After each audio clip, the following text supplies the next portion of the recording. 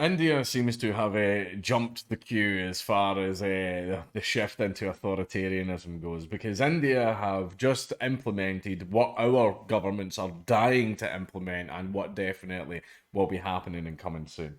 No jobs or passports for anti-national social media posts in India. Basically, it's not just a case of like jail time and stuff like that. Now, if you think a certain way and express yourself in a certain way, you can be denied basic public services. Authorities in Jammu and Kashmir, Bihar, and Uttarakhand have issued such orders as India clamps down on dissent online and on the ground. At least three Indian states are denying passports and government jobs to people because of their social media posts or participation in protests, human rights activists have said. And this is something that we are getting here right now. It was happening a little bit with the speech, but now it is happening with, not being vaccinated.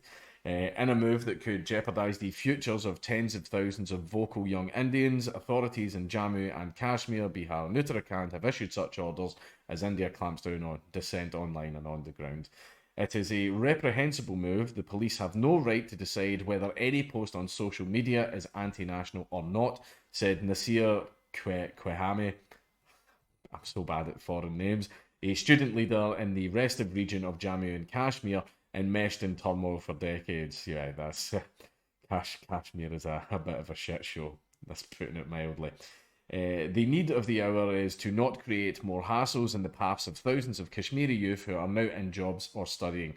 It will push the youth into further alienation, he told Thomson Reuters Foundation. Across Asia, lawmakers have introduced a slew of legislation for governments to access internet users' data and block so-called false news, which human rights groups say raises the risk of mass surveillance and free speech violations, because, yes, it absolutely does. I'm not a fan of fake news, however, people still have a right to post it because it is protected freedom of speech.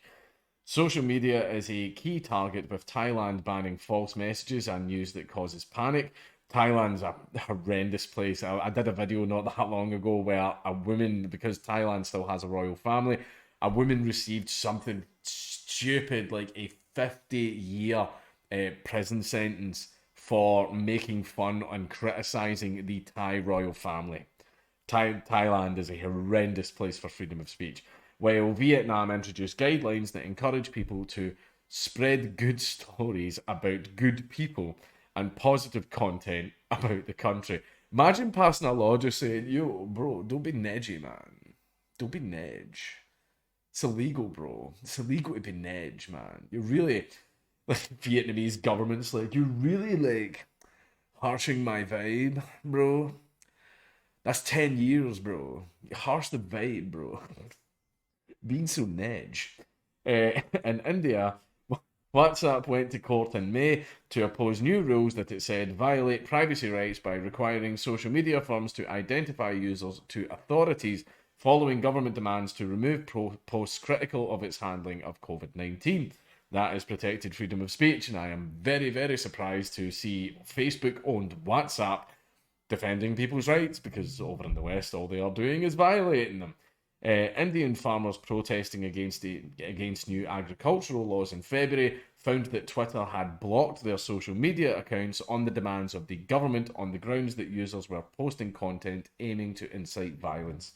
Fear and security. Last month, police in Jammu and Kashmir issued a directive saying that they would not issue security clearances or passports for passports or government jobs to anyone with an adverse police report, including for participating in protests. So basically, if you want to air a grievance about the government, well, the government will then exclude you from government services, which, and the government has the monopoly on these services, so you can't go anywhere else. You want to travel outside the country? Well, you were critical of the government, so you're here to stay. Oh, did you get a qualification in university for a job in the government? Because the government has a monopoly on these type of jobs. Nope, tough titty. You better think the right way. You want to take part? You better think the right way. Better think the way that the government approves of. Thousands of protesters were arrested and the internet was shut down in Muslim-majority Kashmir, claimed by both India and Pakistan after India stripped its portion of the region of its autonomy and statehood in 2019. Legal analyst Sheikh Shaukat Hussain, so bad at foreign names, said he knew of many Kashmiris who had been denied passports or been fired from their government jobs because of the rule, which could hurt thousands in the region, particularly young men. Without a passport, they cannot go abroad to study or work, and because the private sector is nearly non-existent, most are dependent on government jobs. Remember how I said the government has a monopoly in lots of services? That's why everyone says, like, nationalise this, nationalise that. The government loves that because then they have the monopoly on it. Then they don't need to compete and they can do whatever the hell they like with it, said Hussain, principal at the Kashmir Law College. It has been the rule for many years, but the new order makes the new order, nice wee throwback, makes it explicit. And with advanced surveillance equipment now, it is easier for the police to track anyone. This creates fear and insecurity and denies them opportunity. Manoj Kumar Dwivedi, I think I did okay there, Commissioner in Jammu and Kashmir, said the directive aims to ensure that individuals with dubious character, antecedents, and conduct are not employed by the government without the mandatory verification.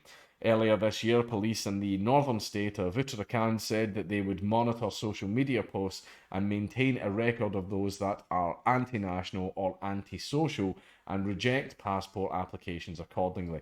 Now, basically, if this exact type of thing was in the process here, the main people who this would be going after would be people like Antifa leftists and, your bog standard left wingers, because everyone right now currently is pro-government. That's the one thing that the left and the right have got in common. They're both anti-government. However, as far as like being anti-national, then that's mostly the left-wing people like Antifa, leftists, etc., etc. So if this was the case here, then they would be the ones getting hammered the most for it, and I would be against that. Because you cannot have a government that creates a monopoly over certain services that a lot of people like require to live and require to have a normal life the same as everyone else, and then exclude them from that based on what they think. Right? I'll admit I don't like anti-nationalist sentiment, right? And both in the Scottish sense, because a lot of people don't understand that nationalism in Scotland means something very different, than the rest of the world. I don't like anti-nationalist sentiment, in the Scottish sense and also in the regular rest of the world sense. Me personally, I don't like it. But if I was the government, I'm not going to turn around and go, well, you can't leave the country, and no, you can't feed your family, because we have like 90% of the jobs. So, and yeah, you know what, you can have your little 10% of jobs, which pretty much everyone is going to be going for now because we banned them from all the other jobs. Yeah, fuck you. You can't do that. You can't fucking do that, man. It's a massive violation of rights. You can't have a monopoly on a bunch of stuff and then just decide that a bunch of people can't get it because you don't like the way they think. Right? Nonsense. Similarly, in Bihar, state police said participating in any kind of protest could result in clearances being denied for passports and government jobs. So basically, like, it's like one of those like shit excuses for the what? People are allowed to protest. Like, you can go out and protest if you want. Like, you've got the freedom to protest, but there are consequences. Like you have the right to speak. There's just, consequences for the things that you say. Fucking nonsense. Such people have to be prepared for serious consequences, said Bihar's Director General of Police, S.K. Singhal. In India, police verification that passport applicants do not have a criminal record is a routine procedure. But imagine that if you don't have, the only way you can get a passport is by not having a criminal record. Imagine if you got caught up in some nonsense, like you got in a fight outside a pub, right? Some guy came up and started on you, so you battered him. But what happens in Scotland, by the way, right? Doesn't matter if you started it or if it's completely the other guy's fault. If you win the fight, you get arrested, right? Fight could be completely not your fault. If you win it, you're the one that gets arrested, right? And then what can happen is, because of this idiot outside a pub, you now have a criminal record, and that's you just banned from ever going on holiday for the rest of the month. For the rest of the month. For the rest of your life. No passport, that's it. That's you. Fuck you. Fucking nonsense, man. But unfettered social media monitoring in order to access documents or jobs goes beyond the legal standard of necessity and proportionality that governs government intrusion into privacy rights, said Ramanjit Singh Chima of Access Now. There we go, fucking nailed that name. And also Raman, absolutely on the fucking head. Absolutely nailed it. There is a danger of creating a republic where police files and surveillance are maintained on all citizens and used to chill and intimidate them by controlling their movement, said Chima, a policy director at the digital rights firm. And that is the ultimate end goal of big government. Basically, they know that just coming out and making these things illegal will make them really look bad, and it'll, attract the ire of those pesky human rights groups. So what they will do is they will get as close to it as they can, where they'll go, oh, well, you can still do these things. Like, people still have a right to do these things in this country. But we're going to make it totally not worth it for them to do those things, because we will make their life a living hell if they do. And that way, if we do that for long enough, we will raise an entire generation of good, little, obedient citizens, which is the goal of this, which is the end goal of this. And this is the path that we are personally going down right now in the UK and in the US and throughout the rest of Europe. The government wants you to be good and obedient. And I love it how back in the day, like, all of this shit was, it's conspiracy, and everyone, but I love that it's all just being laid out for us all now, and we can actually see it. Like, nobody these days is going, it's just conspiracy. People are now going, yeah, they're doing that. And like, sometimes the government will even go, yeah, we're doing that. Like, they're not even hiding it now. But this is a terrible, rotten, horrible thing. However, it is creating a lot of libertarians.